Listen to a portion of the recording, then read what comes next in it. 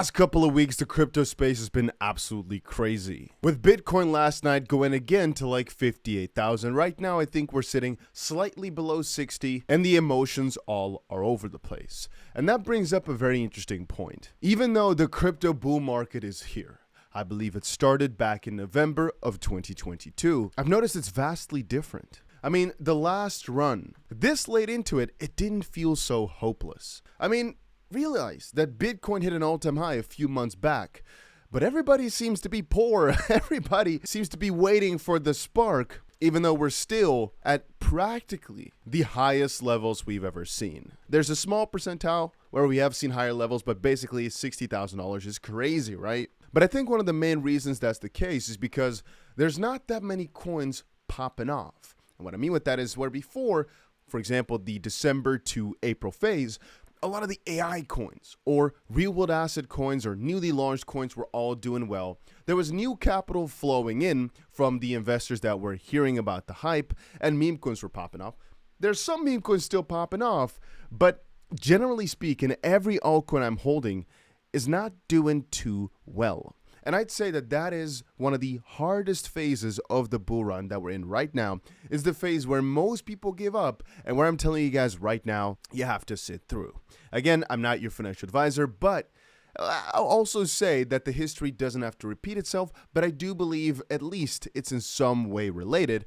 What we've seen in the past is that if you were just able to hold on long enough, you'll be fine. And that altcoins go for a crazy run when you least expect it. And let me remind you that there will be many fearful articles. There will be many fearful pieces. Grayscale just moved another massive amount of money. All right. They transferred Ethereum and Bitcoin to Coinbase Prime 8 minutes ago, moving 2.3 million Ethereum and 270,000 Bitcoin, which in total is actually $22 billion. So I guess they're just changing custodian, or Barry be like, Barry is the guy behind it. Send word to Coinbase Prime. I don't know what his voice sounds anymore. To start selling our Bitcoin reserves, but slowly. We don't want the price to fall. I don't think that's the case. Otherwise, they would have probably sent less and less. Anyway, but all those negative articles are kind of masked up by the articles on the opposite side, which a lot of people for some reason are ignoring. For example, Bitcoin miner Marathon Digital to raise $250 million to purchase more Bitcoin. It's just a game of patience. And again, this part of the run is the hardest part, where everybody feels like, is this really going to still pop off? Is this going to do well? You're out of money because you've been buying the dip, and you've been buying the dip of the dip. But understand, you're not alone in this. I've seen the comments. I can't show the top line here because of what he wrote. He says, this cycle's been such a PvP fest. Let's call it destruction fest. Liquidity coming from the same hands, just pivoting from one coin to another. Few coins simultaneously sending because it's one coin popping off and then it kind of falling back down, but then another coin popping off, but it's not really the whole market moving in the upwards direction.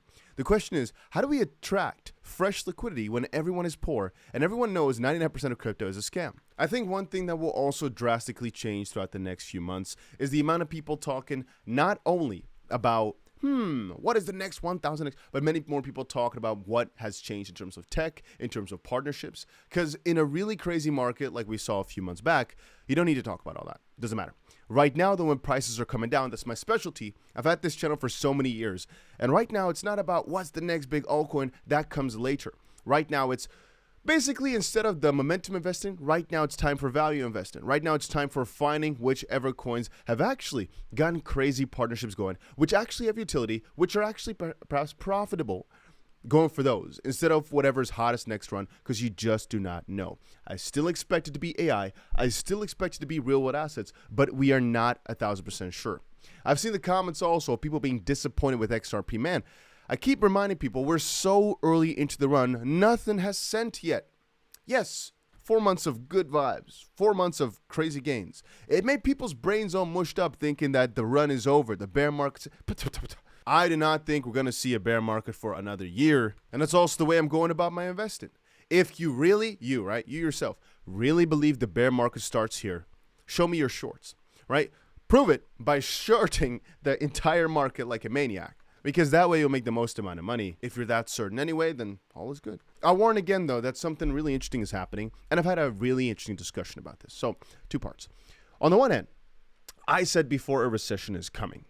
On the opposite side, we've got the cutting of interest rates. Two things, both equally as important. They kind of fall in together for the main reason being because they waited so long to cut rates, perhaps now it's not salvageable anymore, leading us into a recession. On the opposite side, even though it's bad for the stock market, if a recession comes in, it shows bad results, right? Theoretically speaking, the cutting of rates would be really bullish. So it's a little bit of a double-edged sword, which is one of the funny parts about recessions, actually. Because theoretically speaking, the cutting of rates is, I don't think ever, perhaps there's a scenario, but almost never the cause of the recession. It's mostly just the prevention was not done quick enough in this case here. Then again, if I remember back in 2008, I should say, I think it might have been different than usual because let's say, for example, the interest rate is extremely low and everybody's really optimistic and they give that out to everybody who could not even pay it off. They just wanted to give it out. Then in the wake, the sell-off of that caused the crash. So it's a little bit of a longer term journey. Anyway, the point being, I've had a big discussion about whether or not this is bullish for crypto. On the one hand, yes, very much so. Because understanding that the more fear there is in the traditional markets, and I've got also our Mr. Larry Fink here saying that, the more fear there is in the markets, the better this asset should, theoretically speaking, perform.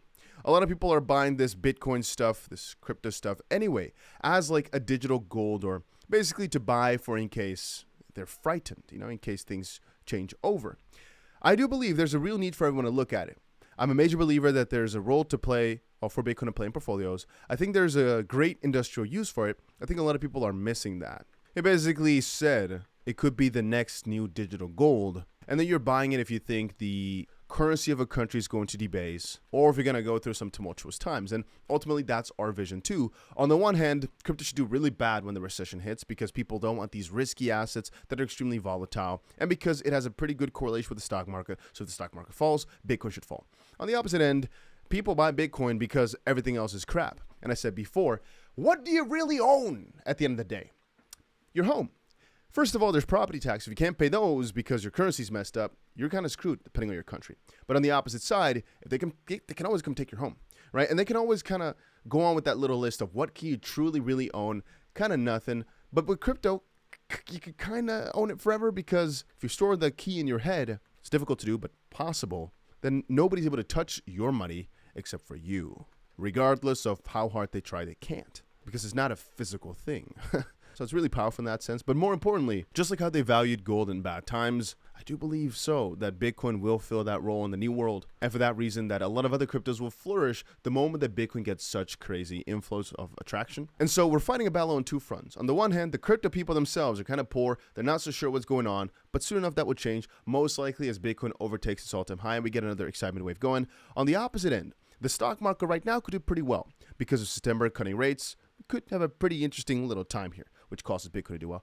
On the opposite side, if inevitably things do come crumbling back down, Bitcoin/crypto could again have a very good time. So ultimately, and that's how I keep thinking about it, there's no good reason for me to sell. What am I going to sell to? Currencies? No, because again, if there's a recession hitting, and if the US, for example, switches over from being the world reserve currency, that would not be too good. We've seen a lot of countries not do so well. And ultimately, crypto is one of the fixes for your currency debasing or having issues, which is why it's nice to have both of them, though, right? It's nice to have some fiat. So then equities, well, if a recession hits, they won't do well, / commodities. I guess some commodities could do really well, but that might actually also be an interesting one. But homes, like I said, they're not in the best spot if a recession were to hit. Neither are equities.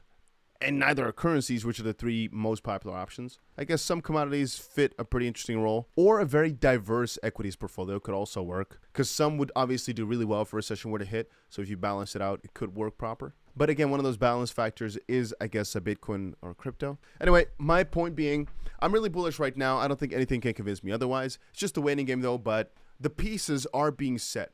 Understand that you're not the only one who's not in the best position right now. The crypto market's been crap, even though we're still extremely high. Many altcoins are down like 90% from their all-time high. Soon enough, though, I think we'll make up for all the losses. Again, I'm not your financial advisor, but I think that's how it's going to go. And I think it will go really rather quickly, because that's how it went in the previous runs too, where you do not have that much time to adjust. But right now is the time to look for the value pieces, not as much of, oh, what is pumping, let me buy that. No, that bull market time is not here yet, but give it a few more weeks, months, maybe tomorrow, who knows, right? Crypto moves fast.